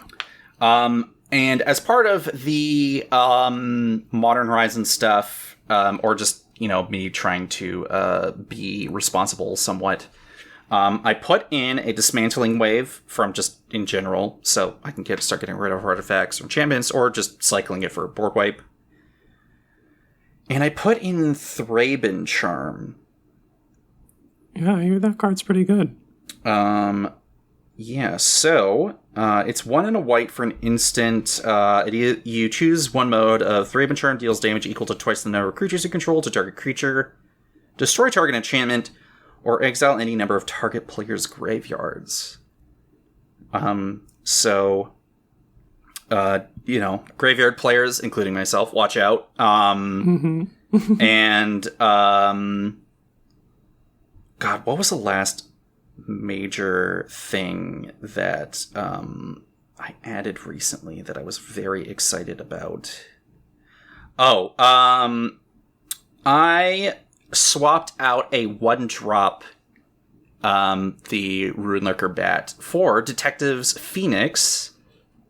Hey, yo. Because, hey, we gotta get our Phoenixes and also get two different design spaces for completely different sets and put them on the same thing. So, Collect evidence 6, pay a red, bestow Phoenix from your graveyard to give your equipped creature +2/+2 in flying and haste. And then, alternatively, it can also be a 3-drop of flying and haste for 2/2. That seems pretty good. Yeah, I am fighting for my fucking life trying to find a spot for that in my Marty Phoenix's deck. We can talk about it. I'm sure we can get that figured out. But I feel as if, depending on what you're looking to do, maybe it just doesn't make the cut, No, I'm sure it makes the cut. Not all of the Phoenixes are good. I just need to make my peace with the fact that some of the older ones are less impactful and can go, despite how pretty the foils are. Oh, God. Yeah, some of those old Phoenixes do look just freaking awesome. Yeah, they have killer art. But yeah, one of the things was that as usual, when it comes to considerations for your decks with the hardest cuts, is that, I don't know, making cuts has been a tiny bit easier because I'm I guess I don't need to always lean into Chroma's Will and it can come back at some point. And we have alternative ways of engaging with our opponents. But, yeah. Yeah, there's plenty of other force multipliers in the sea. And yeah, it's Magic's fun. Magic's fun, Bloodrick's fun. It's been fun goofing around with it. And,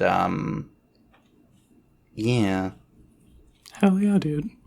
It's always nice to hear what you're up to in the garage of Bloodrick, so to speak. What are you doing? Pull off my safety goggles. What? Your big ass welding mask, and you're like, oh, what are you doing? Bloodrick posting. Get out of here. I'll see you in a bit. What do you get out. Leave me alone. I'm cooking. Also, I just remembered, I put in Burroughs Garrison for the fancy new MDFC land that also doubles a creature's power and gives it first strike for 1 and a hybrid red and white. So if I get to play it for the land, play the bounce land, put it back in my hand, wait to see the person who's I attack with a trample commander that's a 10/10. I'm cool, make it a 20/20 and kill that person. Whoops. Do it. Teamer Battle Rage. Back at it again. Mm-hmm. I just saw this playtest card, Math is for Blockers, earlier today. It's a sorcery for 4 red, and it gives your creatures double strike and trample, and they have to attack this turn if able, and damage can't be prevented. Oh, that's And I'm fucked. just like, holy shit. God. I give some play test cards the stink eye because I'm God, what do you have to do to get into paper? But sometimes I'm I could get behind this. Just don't make it silver border for the love of God, please. Yeah, that card is basically the card from the Aragorn scene box from Lord of the Rings. I think Isengard Unleash. Yeah.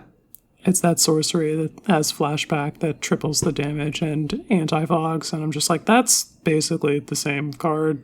God, I need to put that in a deck somewhere. I got that lying around. Me too. I was thinking about that for Goblin's Burn. I haven't thought about that deck in a while, and then I just played it the other day and had a great time with it, and I was like, wait a minute, I love these silly little guys. And then I got that secret lair in. Oh, goblins. What a creature type. They're adorable. And they do the work. Mm-hmm. So I guess we're on to my last one here. Mm-hmm. What do you got? It's the fucking creative energy precon. Oh, yeah. Yeah, love that one. They made energy into a real archetype. It's real. Trust us, please. I've seen it in action. It's horrifying. The things that you are capable of now feels so good and actually impactful on a game, and it's not just me over here being a mad scientist taking a bunch of game actions with no real payoff. I get to do all of that and also advance the game state meaningfully via the reduction of life totals, and that's what I'm here to fucking do, babes. That's what I'm about. And we're out here playing energy aggro rather than energy value midrange, which is extremely my shit. Let's fucking go to combat. The homie in the face commander slot, Satya, Etherflux Genius, is statted so well for combat, being a 3/5 with Menace. Menace? Why? Menace and haste, dude, because I have to go to combat and I gotta get in there. Menace has been good. Yeah, Menace is great. Yeah, it's so good. And he casts for just like 1 in Jeskai, so that's really strong. And then on attacks, you can make a token copy of up to 1 other creature. He's got a bit of a paragraph there. Let me actually read that one. The one thing to note about those tokens is that they are also sacrificed if you don't pay the energy to keep them around. Yeah, so whenever Satya, Etherflux Genius, attacks, create a tapped and attacking token that's a copy of up to 1 other target non-token creature you control. You get 2 energy counters. At the beginning of the next end step, sacrifice that token unless you pay an amount of energy equal to its mana value. So I was out here playing just like energy aggro and keeping my tokens around with the end step trigger because I had just metric fuck tons of energy. But there's an alternative build path here that you can take where you are shadow cloning like ruin grinders and things like that you want to die. Yeah, let's fucking go. And you can just make that happen. And you're in Jeskai, so you've got all sorts of things that you can pick from now. All 3 of the fucking Cavaliers, you just go ham. Shadow Clone Jutsu, fuck off. Yeah, you can play like Jeskai Fires. What I find so funny, actually, now that because we keep talking about like shadow clones and stuff, and we mentioned it a bit in like Calamity, but I find it funny that it really does follow like how Naruto as a character grew in the manga. Oh my god, it's time for us to talk a bit about anime and the Shadow Clone Jutsu and sort of the stuff that like you would want to build around that, but. This the fact that like Naruto sends out like 1,000 clones and they all get kicked to shit, but each of those clones is also sending him the memories that they experienced. So he's quickly gaining experience points in the background, learning as he fights. It's like, yeah, I'm gonna send out all these shadow clones and then they're gonna die and I'm gonna draw cards or make resources or stuff. I'm learning. Damn, is there a Satya Etherflux Genius as Naruto deck somewhere? Much to think about. Hey, folks, let us know. Can you also put that on the desk on Monday when this episode comes out? I want to know. Look into that.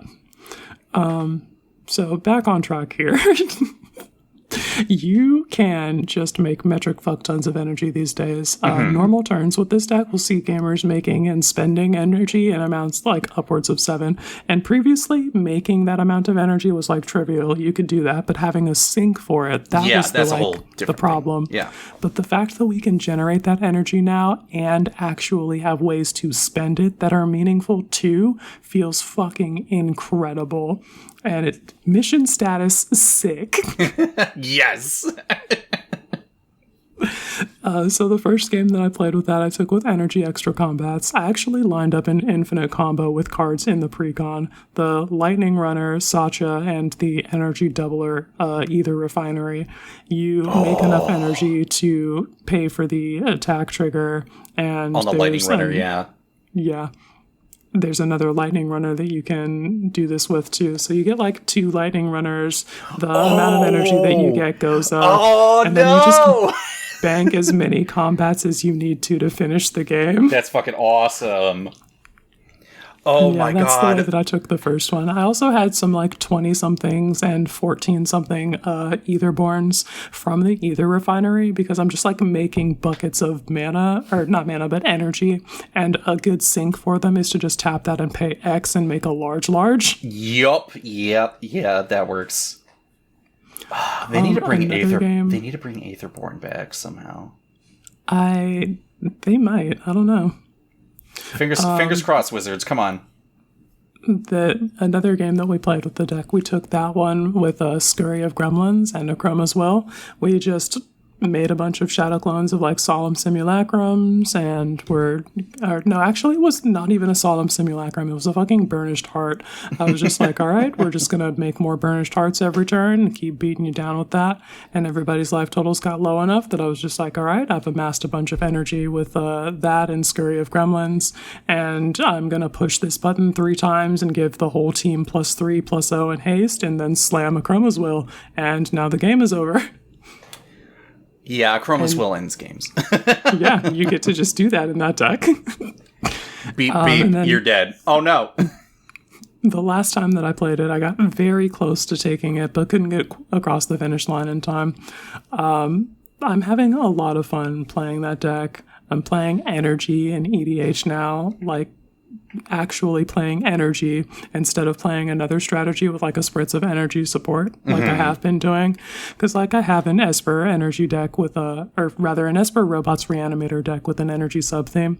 And subnote, yeah, I am pogging for Chthonian Nightmare, the energy reanimator card. That's going to go fucking ham in that deck if it's not wicked fucking expensive for comboing with a ham sandwich. Yeah. Yeah.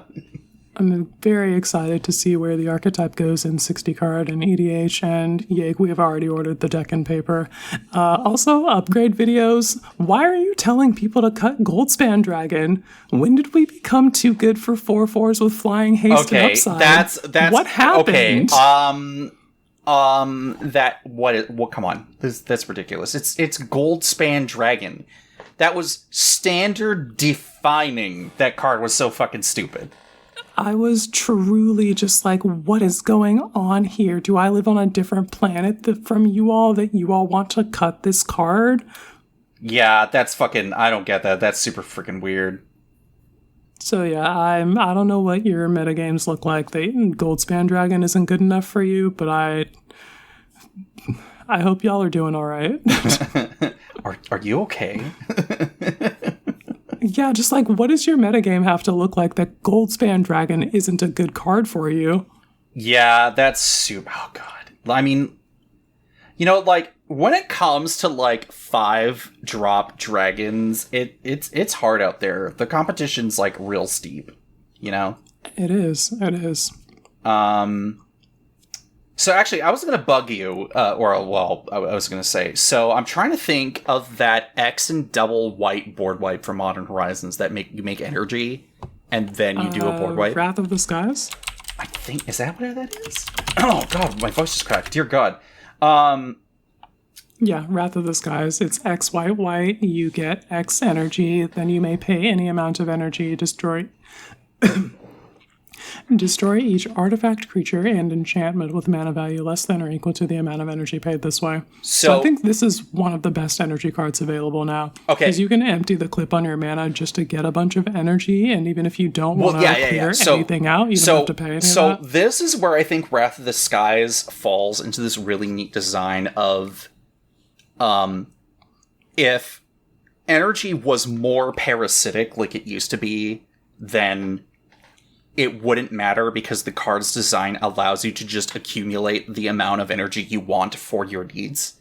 So I think Wrath of the Skies by itself as like a board wipe for like X equals 3, X equals 5, whatever. Like you got the mana, pay it. You don't. I think Wrath of the Skies can probably fit in a lot more decks, but obviously the energy decks are able to exploit it way more, way earlier. Yeah, absolutely. Way less mana investment. So I think in terms of just solitary, isolated design, Wrath of the Skies is like fucking awesome. And also, the energy, all the energy stuff in red and white, I was like, do I make Audric like an energy deck? Like, I don't know, but hang on, come back to that later. Yeah, but yeah, no, good card, neat card. I like this.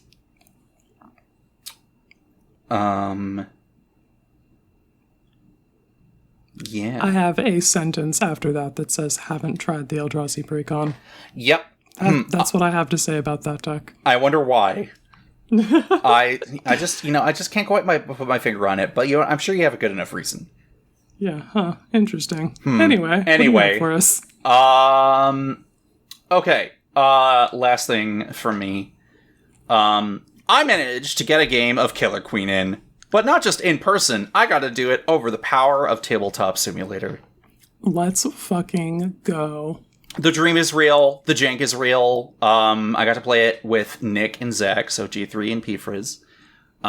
We did try looking for a fourth that night, but unfortunately no one was biting, and that's totally fine. Yeah, I was unfortunately occupied with other things. I was like the video of the guy who's like pressing his face against the window looking sad that he can't go hang out with his friends or whatever. You know the one. Yeah, it's from... Pretty sure that was from Les Mis. I don't fucking know, dude. I all watch right. movies. I don't know. It's osmosis, Quinn. You just got to absorb stuff through just, like, I don't know, asking the right questions or whatever. Anyway. So... Very neat thing to learn. Obviously, playing with 3 players, like a regular Commander game, sometimes it's not that big of a deal. And the thing is, when everyone's pooling from the same collective resource, no one can exactly pull out ahead of the others because other people are able to, like, find ways to keep them in check. You know, take away the Monarch either by dealing damage or casting your own Queen Marchesa, or flashing back a spell from the graveyard because the other person cast the initial part, and now you cast Angel Fire Ignition from the graveyard on your turn, or stuff like that, you know? So, design, working as intended. Both games that we managed to play were won, I think, or did we play 3? I can't remember, but I thought 2 of them were won by Approach of the Second Sun. Which was, nice. Again, a part of the design. The very interesting thing was not getting into, like, trying to figure out how Tabletop Simulator's commands work when it comes to, like, drawing from a deck. Thankfully, Zach has had a lot of experience, so he was able to guide us with, like, a bunch of the shortcuts and stuff. So we'll keep that in my mental notes for the future when we get to play. And I also got to figure out some permissions. Tabletop Simulator is surprisingly complicated, and I am as it dummy. Turns out. If you can play entire games inside of this game, Zach was telling me... There's going to be some level of complexity. Zach has played Commander on it, and apparently there are, like, some tables you can, like, download that have automated... like coding in it to run certain things, like phases and everything. And I'm just like, yeah, I don't have time for that shit. All right. I'm just good. I'm happy enough that we're able to even play this like this. So Approach of the Second Sun. When you cast it, it goes 7, 7th card from the top. Then you get into the minutia of, okay, well, if there's 3 players and everyone has access to surveil, scrying, drawing cards, and for their turn, and also involving Monarch triggers, you very quickly, like, if you're not paying attention, not realize that you basically just handed your opponent the game-winning Approach of the Second Sun that they're ready to cast again when it gets to their turn. So I am like, geez, I really need to adjust, like, my mental thinking of when to use, like, scry effects or or just keep stuff on top. Be like, hey, do you want the Monarch? No. We need to deny the Approach the Second Sun caster from getting to there again. So it is very interesting to think of, like, how the number of players can also affect the pace of a game, but also when can people get to, like, you ousted the thing, second from the top. Now, do you draw it, or does your opponent draw it? Or does the other player after you two draw it? You don't know, but that's the thing. Like, is that all the scrying, the card draw, the tucking, the graveyard shenanigans is all intersecting, and I got to see it once again pay off beautifully in the games that I had with those two, so that was pretty great. I do need to update the list a little bit because I thought about the last episode that we did, and so I put Vadmir in the deck because we're doing many crimes. And it felt kind of neat to have, like, a 2-drop in the black slot that can get big over time and, like, apply pressure, have +1 synergies with some of the stuff in the deck, but especially with, like, Angel Fire Ignition and stuff like that. And then I'm probably going to be replacing one of the... I think it's just Evolving Wells that I have left. In terms of, like, there was both Terramorphic and that. And I think I got rid of Terramorphic, and now I'm going to get rid of that. I'm going to swap it out for the weird quote-unquote Triome Cycle land for Modern Horizons. Gotcha, yeah. That, like, you can pay for one for colorless, you can tap it and sack it to get a basic, or you can cycle it for one of... the colors that it's allowed to find. Yeah. So... Yeah, I'm making changes here and there. It's all minor rather than sweeping. And then I just gotta re-import that back into tabletop and get ready for the next time someone wants to play it, which is hopefully very soon. Yeah, I would like to. So yeah, more tabletop simulator talks near you. I'm hoping I can find a way to get all 4 players in and then have a quote-unquote 5th player be the spectator and then just stream that viewpoint. I don't know how, but we'll figure it out. Yeah. I'm sure there's ways for that to happen. Like, there's no way somebody hasn't thought of that before. Yeah. I'll look it up. You know, I looked stuff up for the first time, it worked out, and now I gotta look it up again, and we'll figure it more out. That's how a lot of things are built, actually. It's just some person who had an interest looked it up. But yeah, Magic's good. Magic's good. I can't wait to play more Magic. What a cool game we all get to play. Indeed. You trying to get out of here? It's about 2 hours. We can go play some Magic or something. Is it about... Oh, God. Oh, no, it is 2 hours. Oh, no! Yeah, it was going to be 2 hours. We kind of knew it. Yeah. Oh, well. Quinn, thank you for joining me once again on this lovely podcast adventure that we're doing. Hell yeah, dude. It's always a great time. Where can people find us? They can find us on Twitter at HBVC_MTG. That's us collectively, and our social media manager's mostly the one running that account. So if you interact with that, you're probably talking to that guy. Our social media manager / my co-host Cole here is at you're at Uncommon CMDR MTG. Mm-hmm. And I'm at Girl Dick Energy. And we're on wherever you can find podcasts, and Blue Sky apparently, and Tumblr. And YouTube. Oh yeah, and YouTube. That's a whole last thing. So if that's your main podcast medium, enjoy that. Yeah, I'm going to be throwing up the Operation Sick image, Operation Says Sick image when we get to that part again. It's going to be fun. Hell yeah. All right, that's it. All right, that's it. Later, gamers.